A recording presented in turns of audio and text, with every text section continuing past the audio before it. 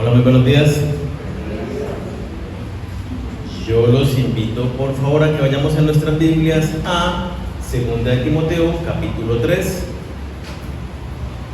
a partir del versículo 1.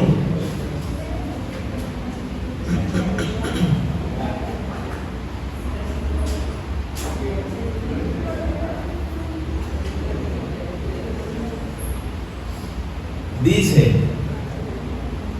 también debes saber esto, que en los postreros días vendrán tiempos peligrosos, porque habrá hombres amadores de sí mismos, avaros, vanagloriosos, soberbios, blasfemos, desobedientes a los padres, ingratos, impíos, sin afecto natural, implacables, calumniadores, intemperantes, crueles, aborrecedores de lo bueno, traidores, impetuosos, infatuados, amadores de los deleites más que de Dios, que tendrán la apariencia de piedad, pero negarán la eficacia de ella. A estos evita.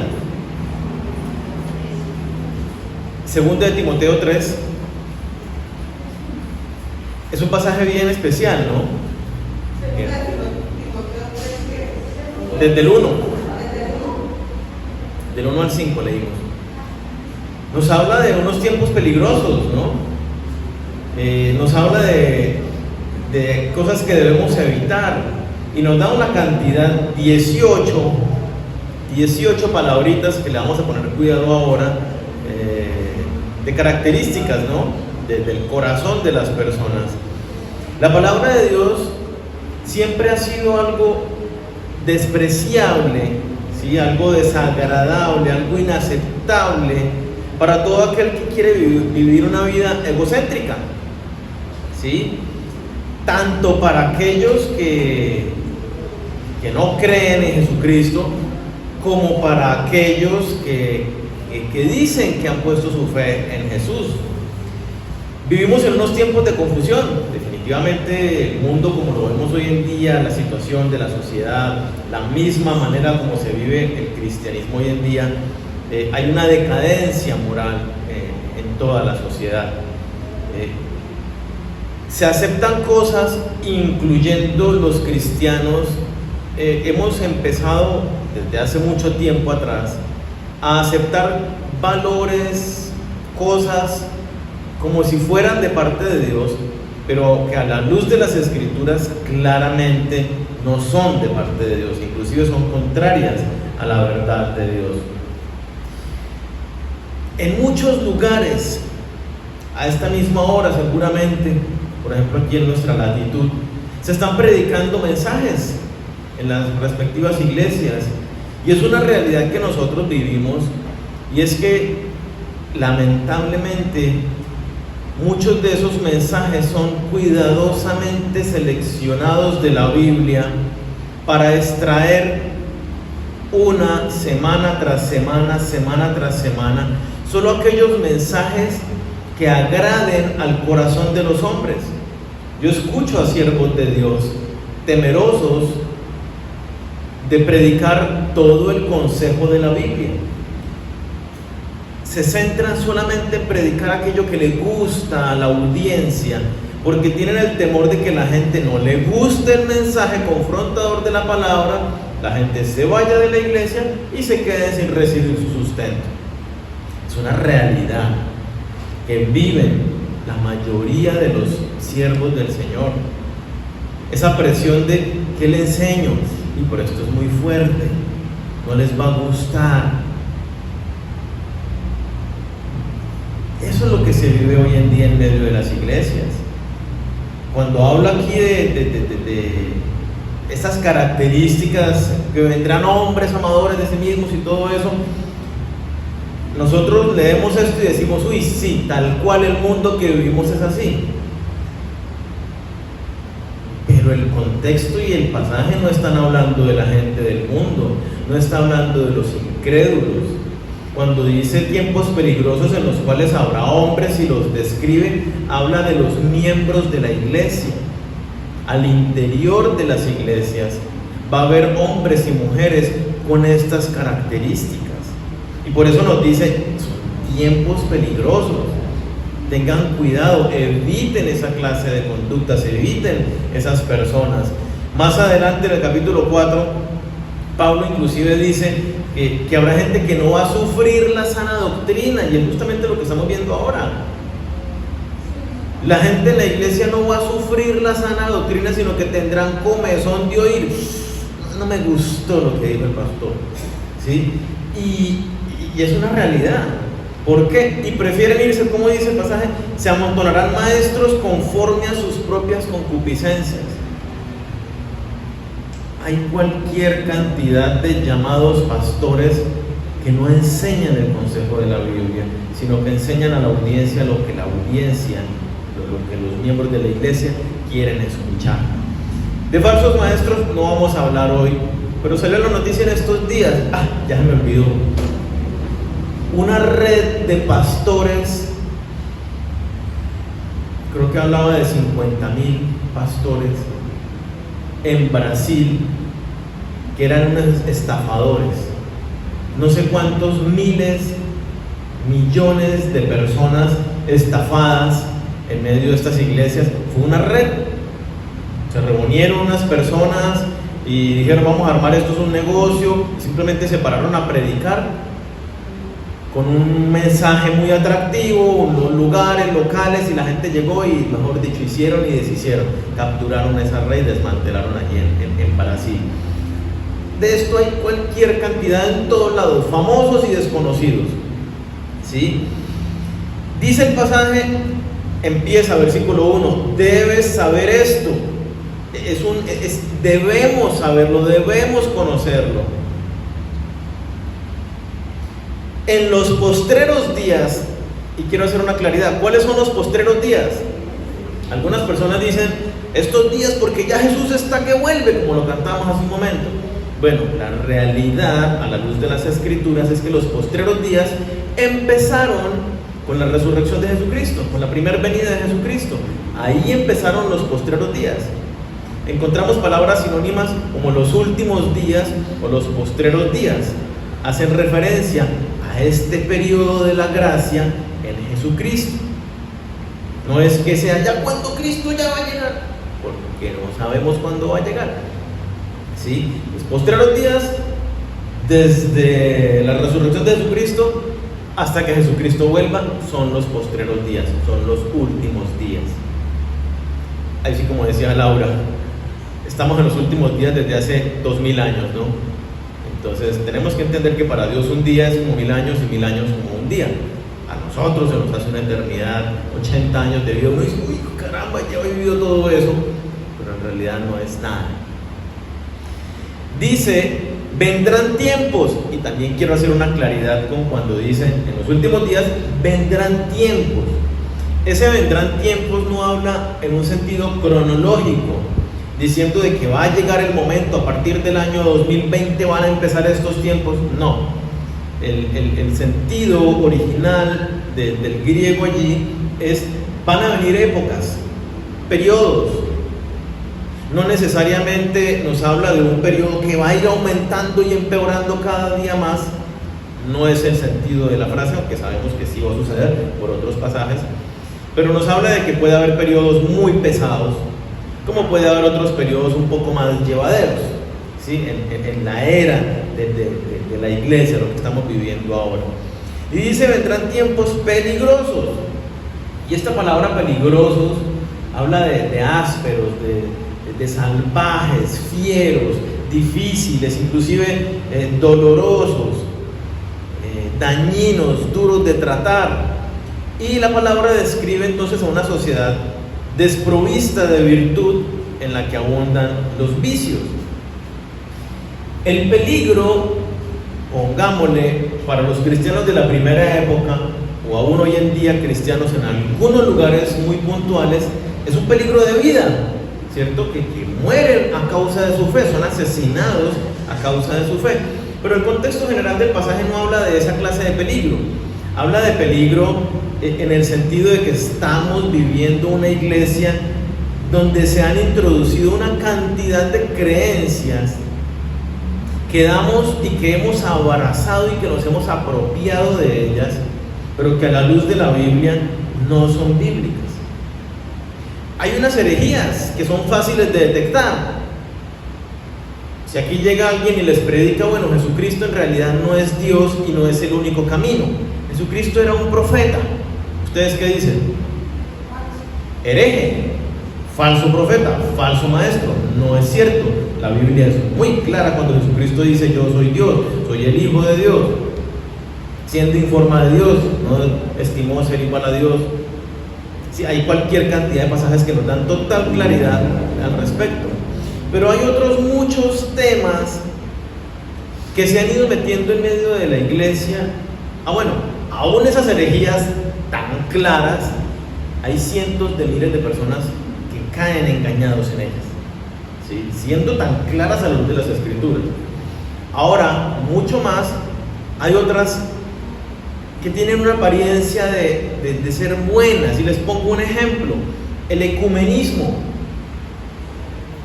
que es algo que está muy de moda, y muchas iglesias cristianas hablan del ecumenismo y que debemos ser ecuménicos, y hay muchos pastores promoviendo el ecumenismo y pastores famosos de renombre. ¿Qué es el ecumenismo?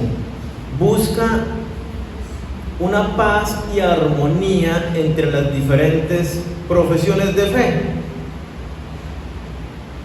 Y entonces más o menos el pensamiento es este: cristianos creemos en Dios, musulmanes creen en Dios, católicos creen en Dios. Pues todos apuntamos hacia el mismo lado, tengamos y vivamos una mayor armonía, que haya paz entre nosotros y que hagamos cosas en conjunto, porque en fin de cuentas adoramos al mismo Dios, ¿cierto?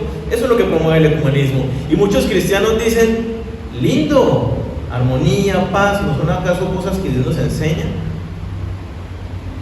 Pero es algo terrible. ¿Por qué?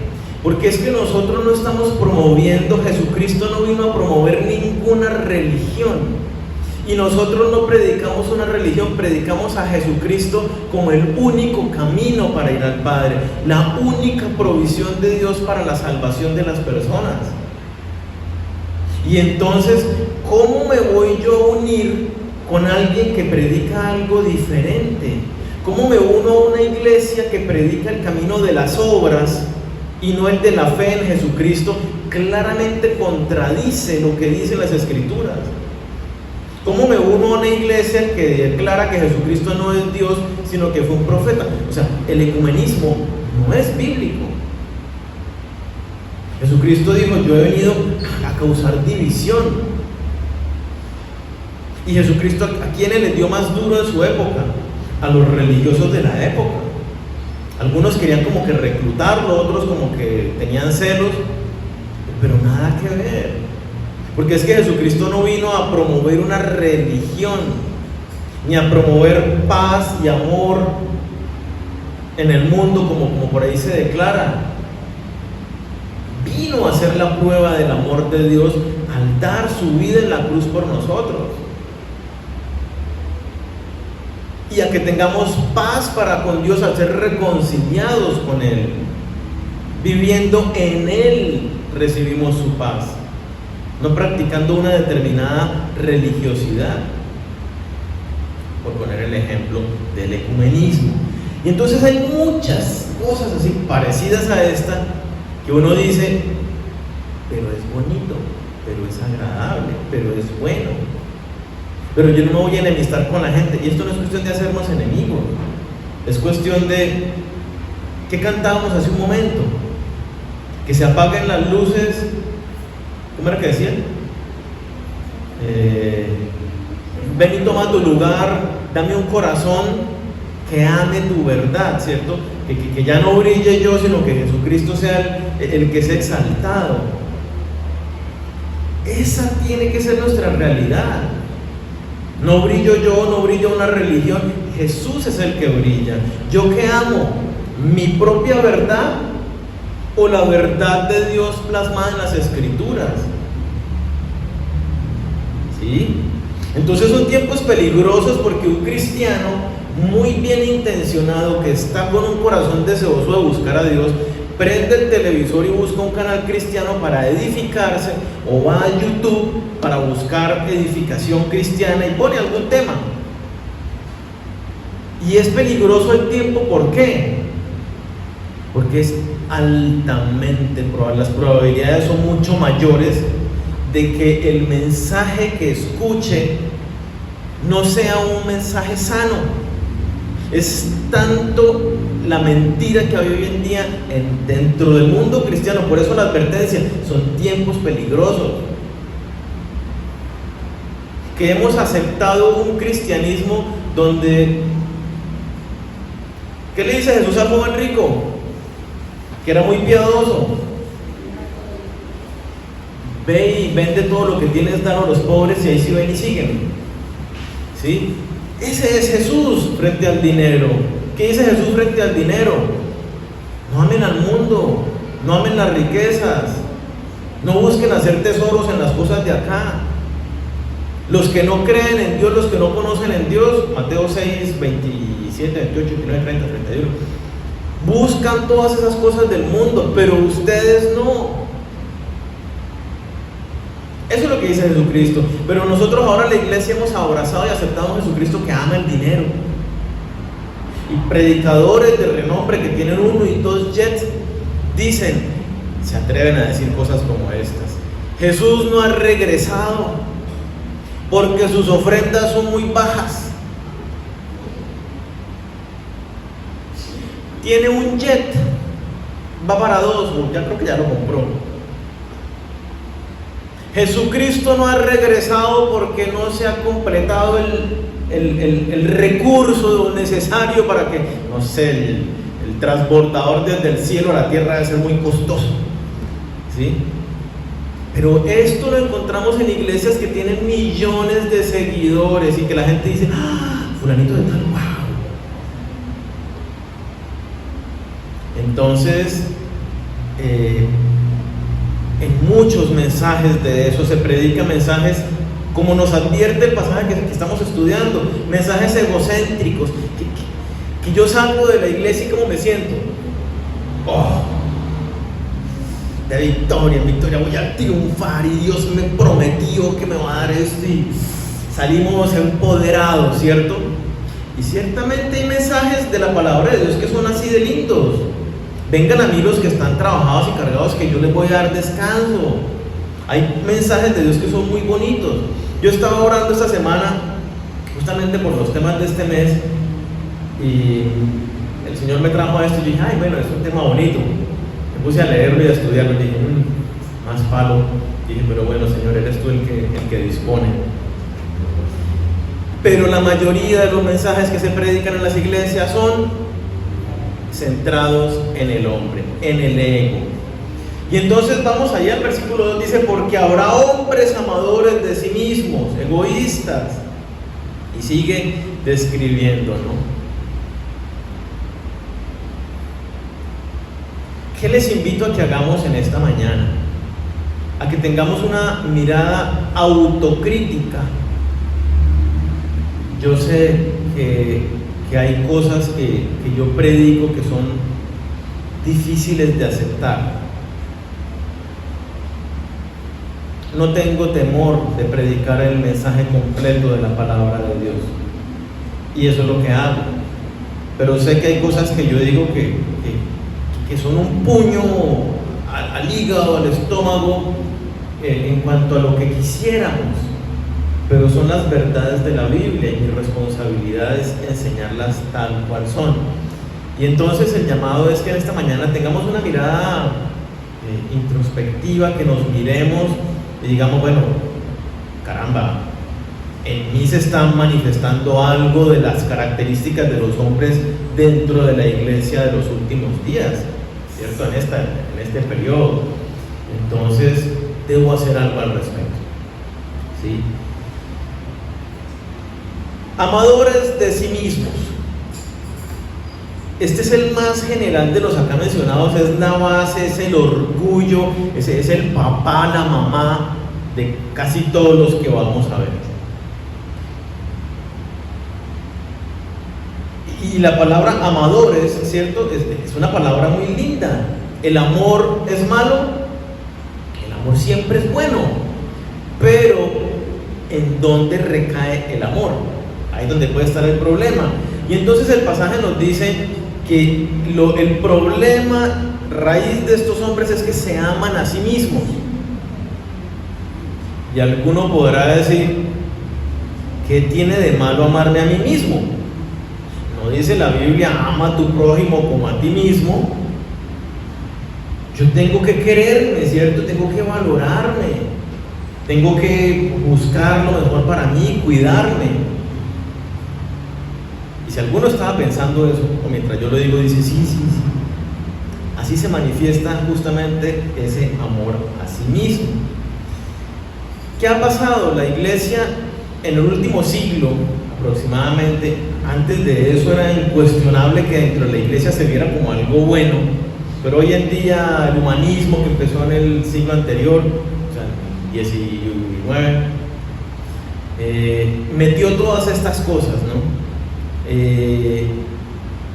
La valía, la autoestima, tener una imagen positiva de mí mismo. Son todas cosas que hoy en día son valores en la sociedad y que los tenemos tan metidos acá que los promovemos y los enseñamos, ¿cierto? Y más hoy en día tengo que ser una mujer empoderada que tiene que ver por allí mismo, o el hombre tengo que ser ese macho o alfa, pues tienen que ver con ese valor que yo tengo, con esa percepción que yo tengo. ¿Y por qué está mal eso? Eso lo metió la psicología moderna, fue la que introdujo eso en la iglesia. ¿Dónde está mi imagen? Si yo soy un cristiano que he muerto en Cristo Jesús y he resucitado y ahora vivo en Cristo, mi imagen es Jesús. Dios está formando la imagen de su Hijo en mi vida, y yo a quién tengo que esforzarme por manifestar la imagen de quién en mi vida, de Jesucristo. El valor, yo valgo por lo que hago. Soy un hombre que hago esto, una mujer que hago esto, y entonces ese es mi valor. Valemos, porque Cristo pagó un altísimo precio por nosotros, su vida. No tenemos precio. Somos tan preciosos para Dios que dio la vida de su Hijo por amor a nosotros. Ahí está nuestra valía, ahí está nuestra imagen. Cuando estamos en Cristo, no tenemos por qué enfocarnos en el yo, tenemos que enfocarnos en Él, y todo lo demás sana nuestro corazón, sana nuestra mente, nuestros pensamientos. Cuando amamos a Dios en primer lugar, con toda nuestra mente, con todo nuestro corazón y con todas nuestras fuerzas, estamos satisfechos en Él, plenos.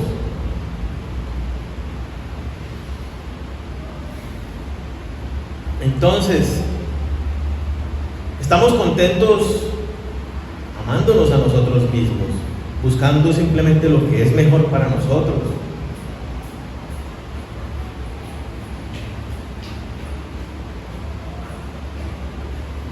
Orgullo, ego, son sinónimos de amarme a mí mismo. Si usted ama a Dios en primer lugar, ¿va a buscar hacerse daño? No. Usted va a estar bien, va a darle gloria a Dios con la manera como usted se viste, por cómo se peina, con la sonrisa que proyecta, con las palabras que salen de su boca. Usted tiene una imagen porque usted se ve a sí mismo como Dios lo mira. Usted dice, Dios me formó desde el vientre de mi madre. Me dio la forma que yo tengo, me puso esta nariz, dispuso que se me cayera el pelo, que yo llegara hasta aquí. Él lo dispuso. Muchas personas, y yo mismo tuve algunos traumas físicos mucho tiempo atrás, porque es que yo no tengo la altura, o porque yo no sé qué, o porque yo lo otro, pero entendí lo que Dios me hizo así. y a sus ojos soy perfecto como Él quería que yo fuera. Y me veo a través de los ojos de Dios, no de los estereotipos sociales. Y digo, soy tal cual como Dios quería que yo fuera, por lo menos en esas cosas. En mi carácter estoy siendo moldeado para ser tal cual Dios quiere que yo sea.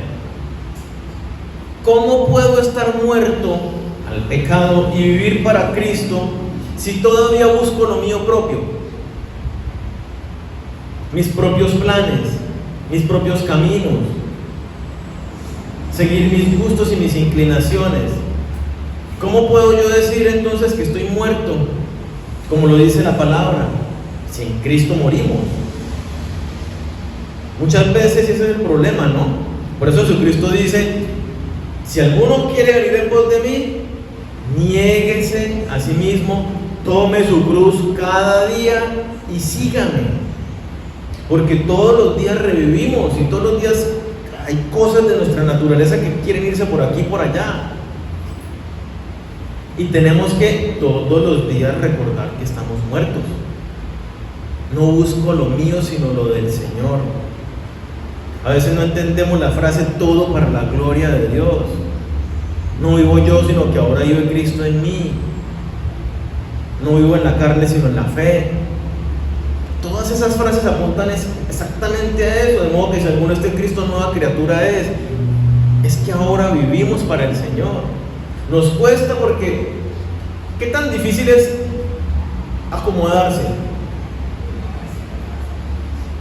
Es muy fácil. Encontré algo que me gustó y usted está peleando y sufriendo por plata y Señor, ayúdame, y de repente le sale un trabajo y gana, mejor dicho, la plata. Usted ahora tiene poder, fama. ¿Qué pasa con su relación con Dios?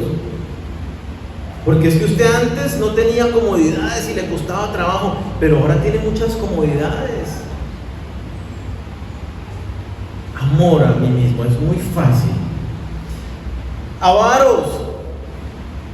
La siguiente frase que sigue, y no la siguiente palabra, avaros, va íntimamente de la mano de la anterior, ¿cierto? Es alimentado por el amor al dinero. Uno de los mensajes más predicados hoy en día que promueven la prosperidad.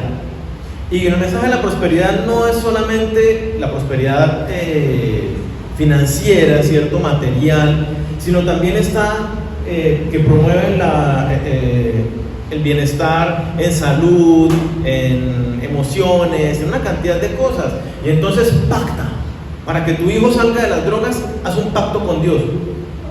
$1,000, si está muy vicioso, $1,000, pactas con el Señor y Él lo saca de las drogas, ¿cierto? Promueven un evangelio donde la plata y la prosperidad, tú quieres, Dios te trajo para, tú eres el hijo del rey de reyes y Dios te tiene para grandes cosas. Y grandes cosas es con humildad predicar el mensaje de Jesucristo, es lo único que trasciende a la eternidad. Grandes cosas no es buscar casas y riquezas, porque la palabra es muy clara, hagan tesoros en el cielo, no en la tierra. Pero tergiversan la palabra de Dios y la gente, es algo muy atractivo. ¿Quién no quiere tener una casa más cómoda? Mejores utensilios para cocinar, que la picadora no sé qué, ¿quién no quiere tener un mejor televisor? A no ser que el que ya tenga es... ¿Quién no quiere tener un mejor carro más cómodo que no tenga que estarlo llevando al mecánico?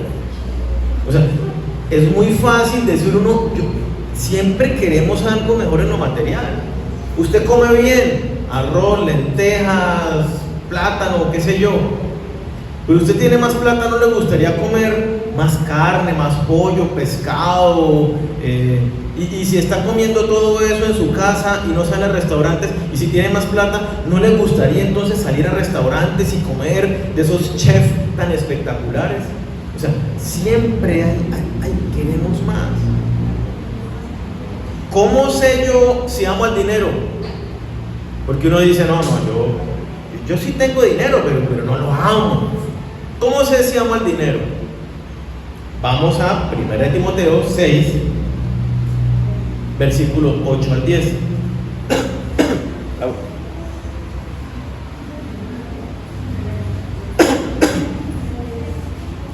Y nos vamos a dar cuenta si amamos al dinero. Mira lo que dice: así que teniendo sustento y abrigo, estemos contentos con esto. Porque los que quieren enriquecerse caen en tentación y lazo y en muchas codicias necias y dañosas que hunden a los hombres en destrucción y perdición. Raíz de todos los males es el amor al dinero, el cual, codiciando algunos, se extraviaron de la fe y fueron traspasados de muchos dolores. ¿Cómo sé si amo el dinero? Algunos me van a decir: ay, Daniel es un exagerado. No lo digo yo, lo dice la Biblia. ¿Sí? No digo nada que me parece. ¿Qué dice ahí? ¿Qué dice el pasaje que leemos? ¿Con qué debemos estar contentos? Sustento y abrigo. Más de eso, ¿qué dice? El que quiere enriquecerse cae en tentación y lazo. El tener dinero no es pecado. Que usted montó una empresa y prosperó, mejor dicho, y eso ahorita llueve dinero en su familia, espectacular. Qué bueno, la bendición del Señor. Tener dinero no es pecado. Amar al dinero sí es pecado. Y si usted no está contento con la plata que tiene, con la situación, y cuando contento no hablo entonces de que no puedo surgir o proyectarme para estar mejor. Caen en necias codicias dañosas, hunden a los hombres. Hay un lazo. ¿Qué nos enseña la palabra? ¿Dónde debemos hacer nuestros tesoros? Hagan los tesoros en el cielo, no en la tierra. No amen al mundo ni nada de lo que en él hay. Que Dios por su gracia me permitió tener un buen reloj, un buen celular, un buen bolso, no sé, gloria a Dios. Pero no se apegue ni se aferre a las cosas materiales, de ninguna manera. Tengo que trabajar. El que no trabaja, pues que no coma, dice la palabra. Pero trabajamos para proveer para el hogar, pero trabajamos sobre todo para cumplir los propósitos de Dios. ¿Cómo es posible que los compañeros de trabajo no saben de Cristo? O sea, es que eso no tiene sentido. Si somos hijos de Dios, no es viable. Porque nuestro trabajo está para hacer la obra del Señor. Vivimos para Él y somos enviados como Él nos envió, a predicar el Evangelio a toda criatura. Entonces, vanagloriosos. La otra, ¿no? Literalmente fanfarrón. Alguien que hace alarde, que afirma tener lo que no posee. Me hago ver como la gran cosa, ¿no? Como que yo lo sé todo. El mundo está lleno de estas personas, ¿no? Y hoy en día en esta sociedad que quiere la apariencia, entonces se muestran como que están en los mejores restaurantes del mundo, en los lugares de moda, etcétera. Y esto es algo que pasa en el mundo cristiano. ¿Sabían que hay iglesias que parecieran que se enfocan en ser la iglesia de moda? Y entonces manejan eslogan atractivos, juveniles, y muestran gente muy chévere, muy cool, muy play. Y entonces son las iglesias de moda. Hay varias iglesias a nivel mundial que se enfocan en esto, en tener una imagen de moda. Y la iglesia abre hoy, día 1, en Bucaramanga. Esa iglesia, el día 1, es una iglesia de moda. Ese día 1 ya tiene 1000 miembros. Obvio, son cristianos de todas las iglesias que están con esto, justamente, la moda. Yo estoy ahora, mira, aquí con el supergrupo allá al fondo, y eso se vive dentro de la iglesia, dentro del mundo cristiano hoy en día. Soberbios, Son aquellos que confían más en sí mismos como justos y menosprecian a los otros. Se creen que son mejores que los demás, más espirituales, más hábiles, más buenos. ¿Qué dice Dios de los soberbios? Santiago 4:6 dice: Dios resiste a los soberbios y da gracia a los humildes.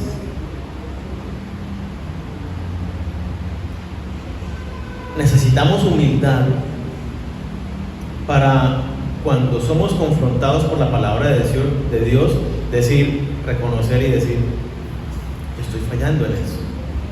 No simplemente decir: no, eso no aplica a mí. Como que nos rebota a veces la palabra, ¿no? Y en realidad sí nos cae completico. Eso es soberbia. Necesitamos ser humildes para aceptar la palabra de Dios.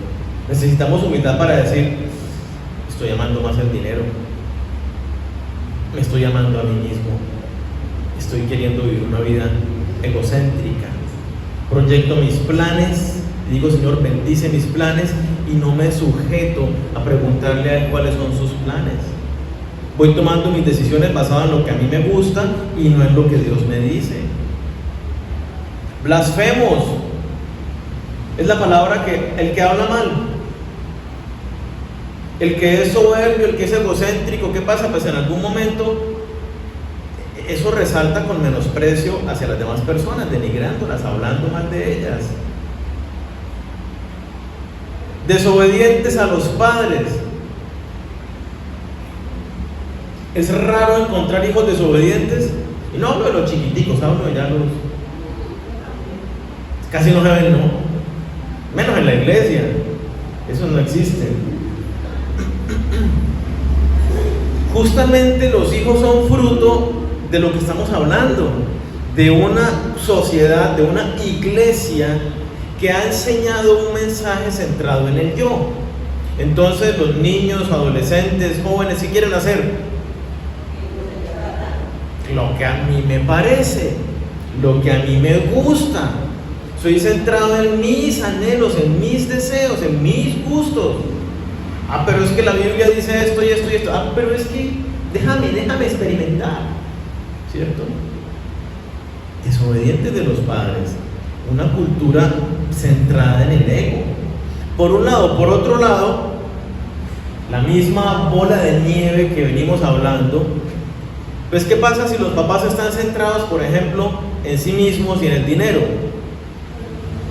Eso quiere decir que eso mismo le transmiten a sus hijos, porque es lo que los hijos ven. Y también implica que papá y mamá entonces no están en casa presentes para guiar, para enseñar, para corregir a sus hijos e instruirlos, como dice la palabra, en toda amonestación y disciplina. Entonces, son unas cosas que van afectando las otras. Un problema. ¿Qué le dicen? Inclusive mensajes de psicólogos. ¿Qué le dicen a los abuelos los psicólogos? Usted ya no está criando. Disfrútese a sus nietos. Malcríelos, inclusive le dicen así con esa palabra. Denle gusto. ¿Qué hacen los abuelos con los nietos? No, si hay abuelos y tienen nietos, no me digan lo que hacen, no se confiesen. El niño quiere esto, toma, ay, sí, ya es la hora de dormir, pero el niño no quiere dormir, ay, no durmamos, eso no pasa nada, y disfrutémonos y estemos felices con los nietos, ¿cierto? Con muy buena, pongámosle, intención de disfrutarlos, pero están haciendo un daño a los niños. ¿Por qué? Porque le están fomentando el haga lo que usted quiere, le doy rienda suelta a su deseo, una vida centrada en sí mismo. Los niños necesitan reglas, normas, disciplina, pautas. Si se les dijo no azúcar, no azúcar. Si se les dijo se acuesta a las 7 se acuestan. Necesitan rutinas establecidas. Entonces, es una responsabilidad. Tener niños hoy en día es un cuidado, una entrega completa en darles lo mejor. Y darles lo mejor no es darles los juguetes o que meterlo en el colegio que yo no estuve. Darles lo mejor es modelarles el carácter de Cristo. Es estar ahí presentes para enseñarles. para corregirles, para disciplinarles a la luz de las Escrituras. Ingratos, yo le estoy diciendo, no es la siguiente palabra, que algunos me miraron así como. El que es soberbio, orgulloso, amante de sí mismo, que busca lo mejor para sí, pues es natural que sienta que lo que recibe es justamente lo que merece, que el mundo debe darle lo mejor. Entonces esta persona de ninguna manera tiene un sentido de agradecimiento, porque es que yo me merezco lo mejor.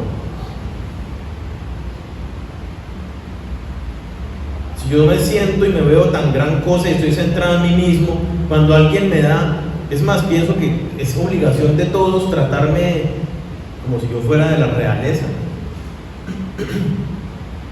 ¿Qué dice Dios en su palabra? Sed agradecidos en todo, dando gracias a Dios en todo, por todas las cosas. ¿Qué dice la palabra? ¿De qué se jacta? ¿Usted qué se cree? Como si lo que tiene no lo hubiera recibido. Si es que toda dádiva y don perfecto viene de Dios. ¿Sí? Entonces uno tiene que aprender a ser agradecido con Dios por absolutamente todo. ¿Usted pudo venir a la iglesia hoy? Gracias, Señor. ¿Usted está enfermo hoy?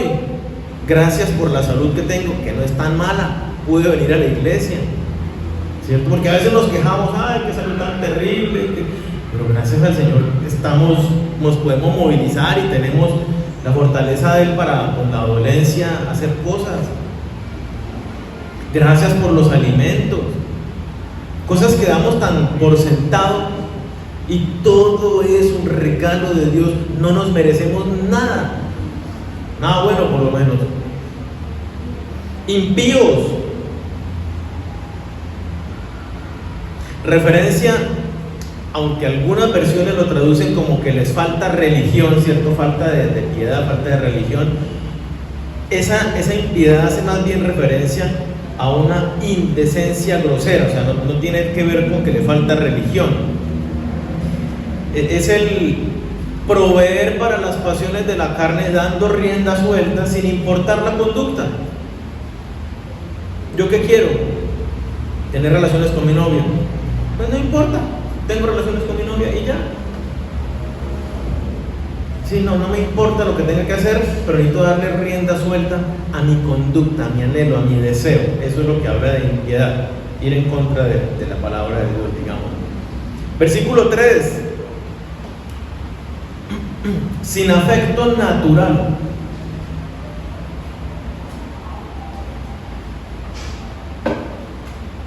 Mira lo tenaz, ¿no? Estamos hablando del amor propio y todo lo que hace.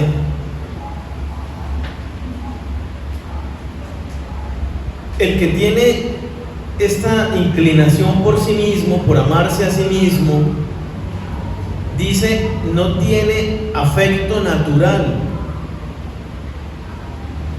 Es un afecto natural en general, pero la palabra del griego que se traduce allí, ese afecto natural, es la misma palabra que hace referencia al amor estorges.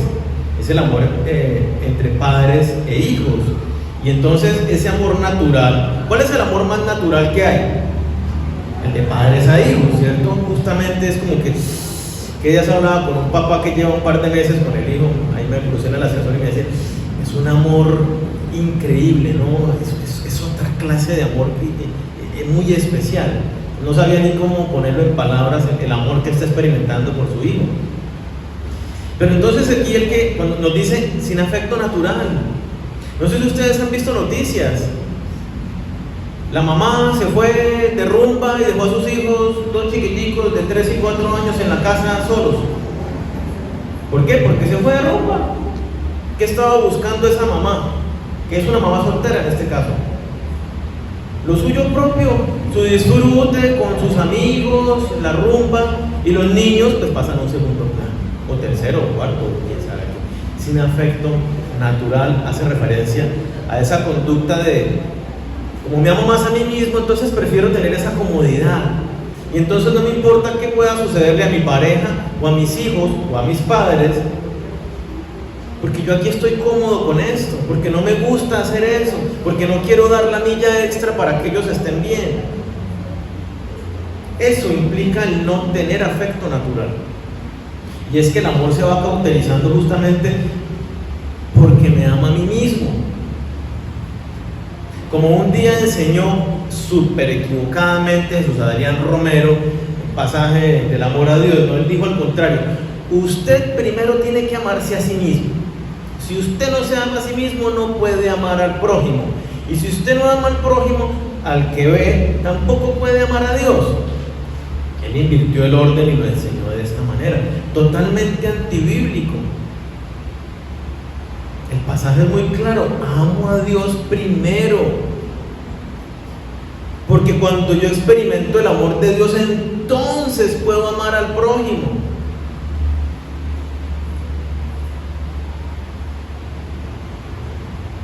Y cuando dice como a sí mismo, no es que me ame a mí mismo, es haciendo referencia a que el que se ama a sí mismo, pues no se hace daño a sí mismo, sino que busca el bienestar. Entonces, sin afecto natural, me da lo mismo que esté al lado mío y que esté en X situación, pero yo estoy aquí cómodo, entonces no me voy a mover, y dejémoslo así. Implacables, ¿qué quiere decir? Que se niegan a cambiar. Están determinados a ir por su propio camino, así se estrellen. Es terrible. Miren, uno se reúne con personas y uno les dice, consejería, que están tomando una decisión: mire, la Biblia dice esto, claramente lo que usted está haciendo, Dios dice esto. ¿Qué le dice a usted eso? ¿Qué le dice Dios con ese pasaje? Tal y tal y tal cosa. ¿Qué va a hacer? No, lo que pasa es que, güey, y empiezan con y le da la vuelta para seguir haciendo lo que le da la gana. No dan el brazo a torcer. Una característica indispensable de un discípulo de Jesucristo es humilde. Una característica indispensable es que es enseñable, que se deja moldear. Toda la vida estamos en las manos de Dios en un proceso de renovación y cambio. Pero muchos cristianos dicen: no, yo ya me la sé, yo no le pongo cuidado a ese tema, ya me lo sé. No, a mí no me parece lo que está diciendo, y me cierro la llave, le pongo candado pues, y no recibo la palabra. En otras palabras, aquí, ¿cómo le decimos a una persona que no cambia su forma de ser? Y uno le dice y sigue. Eso es lo que está hablando aquí. Por ejemplo, ya hago una diferenciación. Por ejemplo, la semana pasada hablamos el tema acerca del evangelismo, ¿no? Acerca del evangelio. Yo entiendo que es un tema, como muchos otros, que a algunos les puede costar trabajo aceptarlo. ¿Por qué? Porque llevan no meses, tal vez años, de considerar que pasarle una reflexión al vecino es evangelismo. Llevan años pensando que evangelizar es decirle: oye, Dios te ama, acércate al Señor, ven, oro por ti. Y el mensaje era muy claro el mensaje es claro en la Biblia, cuando si yo evangelizo es que estoy compartiendo el mensaje puntual respecto de la obra de Dios en Jesucristo, donde hace justicia para poder salvarnos. Es un mensaje muy puntual, condensado en el tema que veíamos la semana pasada. Si yo no hablo de Jesús, no estoy evangelizando. Si no hablo de la justicia hecha por Dios en Jesucristo, no estoy evangelizando. Si no invito a un arrepentimiento y creer en Jesucristo, no estoy evangelizando. Yo entiendo que haya alguien que le entre. A muchos, a mí mismo me costó trabajo el proceso de decir: caramba, lo hice mal mucho tiempo. Y sí, me costó, me dolió en el ego. ¿Por qué? Porque llevo mucho tiempo evangelizando y resulta que apenas estoy empezando. Una cuestión es que yo reciba una palabra de Dios y digo: me pega duro en el ego porque me confronta y me hace ver que lo que estoy haciendo estuvo equivocado, y me doy a la tarea de, bueno, pero eso es lo que dice la palabra de Dios. Voy a orar, voy a estudiarlo, voy a acudir a cuando quieran, búsquenme, no se queden con no lo entendí, no me parece. Díganme, Daniel, yo no estoy de acuerdo con tal cosa, no sé si ese pasaje, y nos sentamos y lo estudiamos, porque es que yo aquí les presento unas cositas muy superficiales porque el tiempo no da para más, pero lo que yo traigo es producto de un estudio muy profundo con muchísimos pasajes que podemos sentarnos en la casa y los estudiamos para que usted pueda entender con mucha mayor claridad, ¿sí? Entonces, una cosa es el que se abre a la posibilidad y dice, me cuesta trabajo esto, pero quiero aprender para aferrarme, quiero amar tu verdad, no la mía, no a la que yo me aferré. Y otra cosa es el terco que de plano dice no, y se cierra a la posibilidad de aprender algo nuevo. Es diferente. Y como les digo, hay muchas mentiras y engaños que se han introducido en la iglesia cristiana y que las aprendimos a lo largo de nuestra vida cristiana. Y si escucho una exposición del mensaje que contradice eso que yo he vivido cristianamente muchos años, pues nos cuesta trabajo. El que se cierra y no quiere cambiar es el que habla aquí con esta característica de implacable, ¿sí? Diferente del que está dispuesto aunque le cueste. Calumniadores. Hace referencia a hablar de los demás. Hay gente que piensa que el chisme no es algo malo, y el chisme es malo.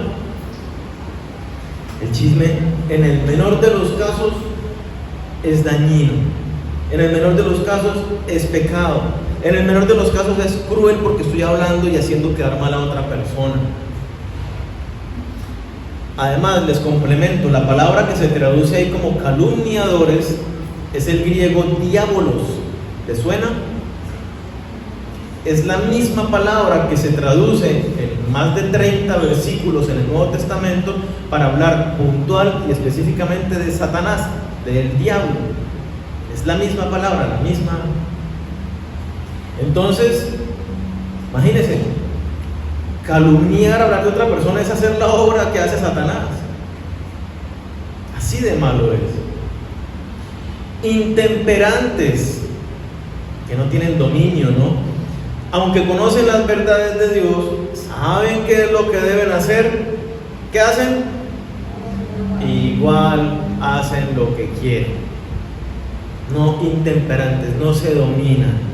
Más bien se dejan dominar por sus pasiones, por sus deseos. No toman sus decisiones a la luz de la palabra. Y no hablamos solamente de un deseo sexual o algo. Si deseo, yo deseo hacer tal cosa, quiero montar esta empresa, quiero irme a esta otra ciudad, quiero hacer tal cosa, y vamos trazando nuestros planes basados en lo que a nosotros nos gusta, y lo peor es que hacemos un plan,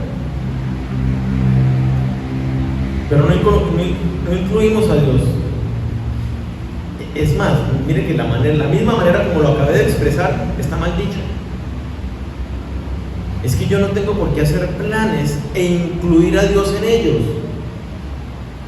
Si dice la palabra en 1 Corintios 6, 19 y 20, que yo fui comprado por precio y que ya no soy mío, sino que le pertenezco a Dios.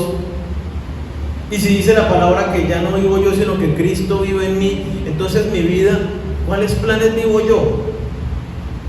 Si soy un cristiano, hijo de Dios, nacido de nuevo, ¿cuáles planes vivo? Los de Dios. Cuando Jesucristo nos enseña a orar allí en Mateo 6, ¿qué dice? Venga tu reino, hágase tu voluntad. Es lo primero y lo más general que obra. Ya después la oración es, danos el sustento y el abrigo a todos nosotros, luego líbranos del mal y perdónanos.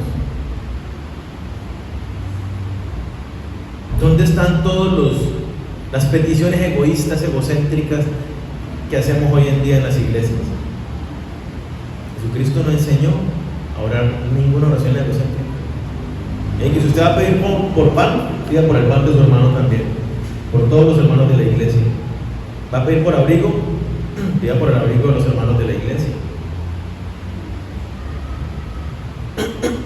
Crueles. Literalmente traduce, la palabra mejor queda como salvaje, es decir, aquellos que se olvidan de Dios como creador de ellos. La traducción es como, son como leones, es decir, fieros, indomables. Y esto va de la mano del anterior. ¿Sí? Si yo soy llevado, si no me controlo, quiere decir que soy salvaje, me dejo llevar por mis pasiones, no me someto a la palabra de Dios. ¿Qué hace la palabra? Nos sujeta, nos tiene, nos contiene, nos guía, nos direcciona. Estos no se dejan dirigir por la palabra de Dios. Es más, dentro de esto podríamos ver a este que es salvaje, a personas que dicen, si usted encuentra un cristiano que le dice, yo esto sí lo creo de la Biblia y esto no lo creo de la Biblia, yo le pregunto, ¿este personaje cree en la Biblia? ¿En quién cree? En sí mismo. Si yo soy el que autodetermino qué creo y qué no creo de la Biblia, pues yo no estoy creyendo en la Biblia, así de sencillo. Aborrecedores de lo bueno.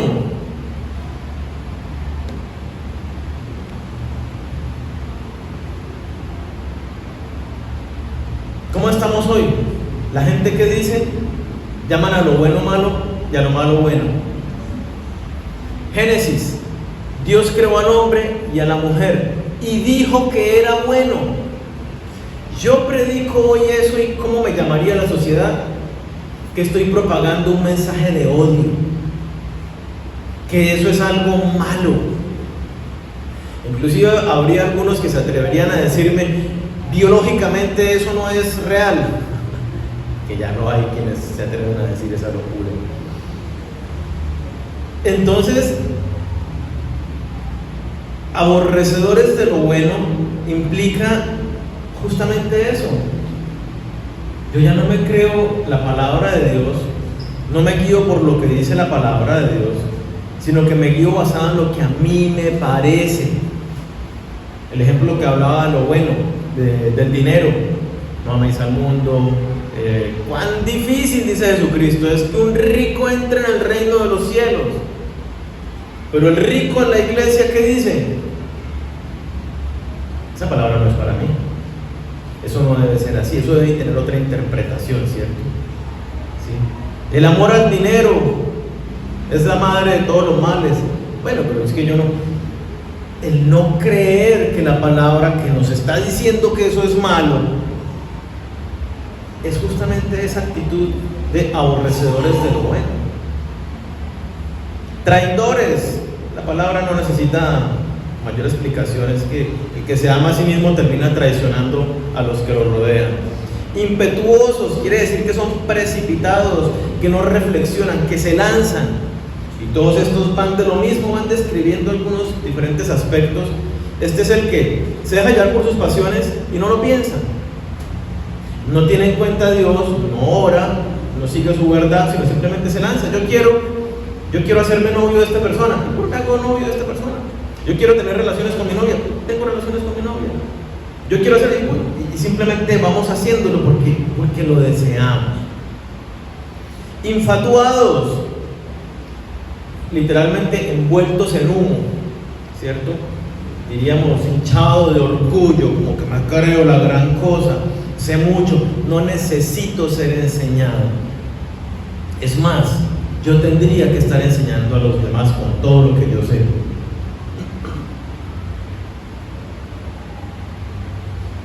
Ese es lo que implica ser infatuado. Amadores de los deleites más que de Dios.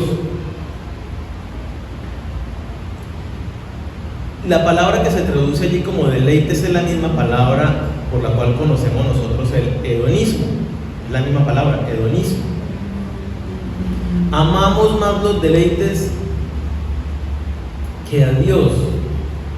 Somos hedonistas. ¿Qué promueve el hedonismo? El hedonismo determina mi conducta basado en hacer lo que me provee placer. Entonces, Si no es placentero, no lo hago. Y si me produce placer, lo hago, independientemente de que sea malo. Por ejemplo, fornicar es pecado. Pero el que es novio, joven, el que tiene novia y no se ha casado y ha fornicado, y viene la palabra de Dios y le dice, eso es pecado, ¿qué prefiere hacer? Seguir en su deleite, porque aunque la palabra dice que es malo, yo lo disfruto.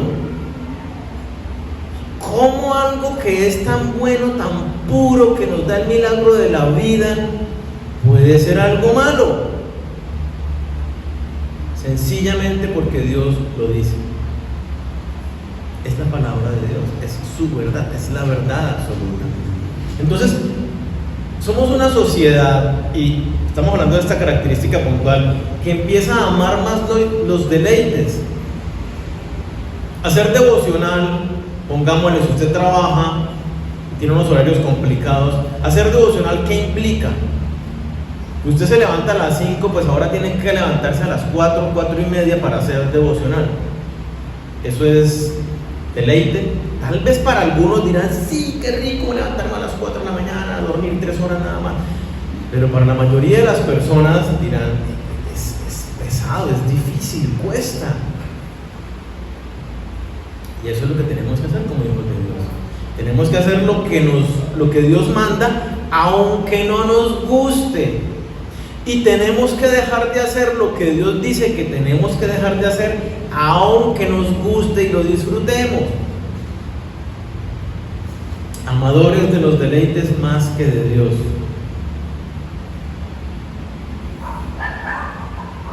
Juan 14:21 dice, ¿quién es el que me ama? El que hace suyos mis mandamientos y los obedece. Entonces vale la pregunta, ¿estás amando más los deleites que a Dios? No importa qué dice la palabra, prefiero darle rienda suelta a mi deseo y deleitarme y disfrutar. Entonces somos llamados a abrir los ojos. Miren lo que dice el versículo 5: tendrán apariencia de piedad, pero negarán la eficacia de ella. A usted le meten, valga la expresión muy coloquial, le meten un billete falso. ¿Por qué le meten un billete falso? Porque parece real, ¿cierto? Usted lo agarra y parece real. De pronto se lo dio una persona también de confianza. Y entonces una persona de confianza que le entrega algo que parece real, ¿usted cómo lo asume? Como algo verdadero, y es falso. Bueno, eso mismo sucede. Usted va a YouTube y encuentra un mensaje que tiene, no sé, 3 millones de vistas. Usted dice, este predicador es muy conocido, mucha gente lo escucha. Usted ve la imagen y dice, no, y hay como 3 millones de personas escuchando a este predicador. Automáticamente, ¿eso que genera en usted? Inconscientemente le genera confianza. Si todo el mundo lo escucha, debe ser muy bueno, ¿no? Es el criterio normal. Y si lo que predica está envuelto en versículos bíblicos, entonces no es algo bueno. Justamente es el mensaje: tengan cuidado, tendrán apariencia de piedad, pero negarán la eficacia de ella. Tiempos peligrosos estamos viviendo, porque lamentablemente el púlpito ya no es sagrado.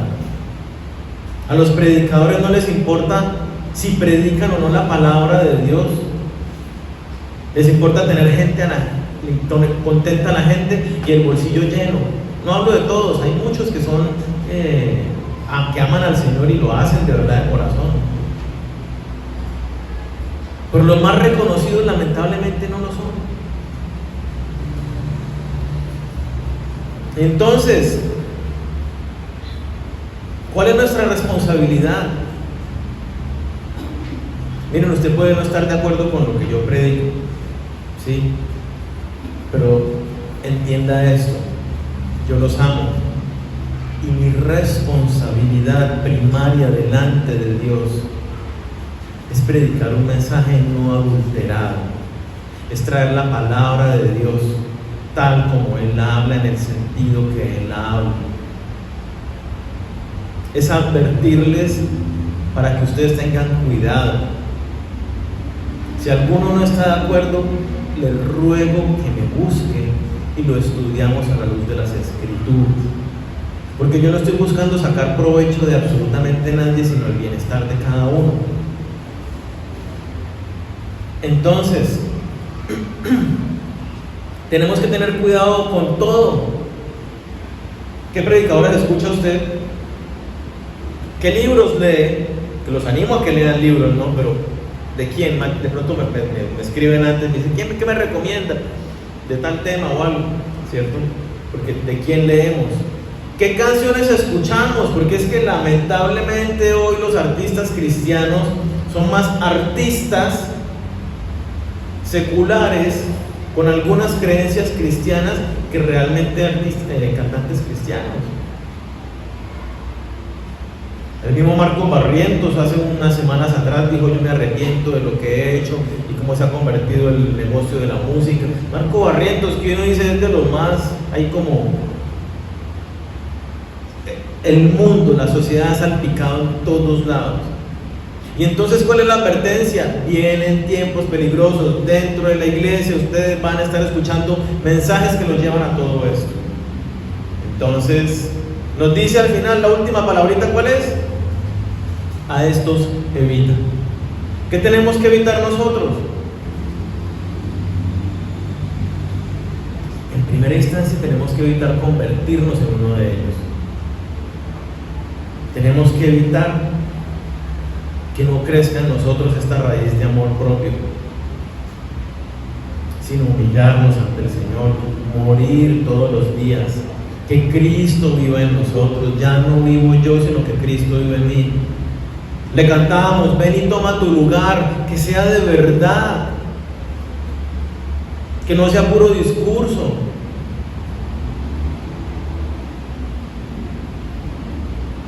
El tiempo de apostasía ya está acá. Yo tengo personas cercanas a mí que han apostatado ya de la fe, que han decidido no creer más en Jesucristo como Señor y Salvador. Tengo conocidos cercanos y cualquier cantidad de noticias de famosos cantantes y pastores, predicadores que han renunciado a su fe, a su caminar en Jesucristo. Vienen tiempos donde los cristianos van a ser engañados, van a denegar la fe. ¿Por qué? Yo hasta lógicamente lo entiendo. El rico no le gusta que prediquen esto, dice: pues yo me voy y chao. No creo en ese Dios que me dice que no debo hacer tesoros en la tierra, porque es tan rico tener mucha plata y darme lujos y vivir deleitándome y gozando de los placeres de la vida. No me gusta el mensaje que me dice que eso no es, que tengo que servir a Dios. Entonces prefiero no caminar con Jesucristo. Yo lo entiendo humanamente, pero no entiendo por qué toman esa decisión aún a expensas de lo que cuesta. Yo los invito a que oremos.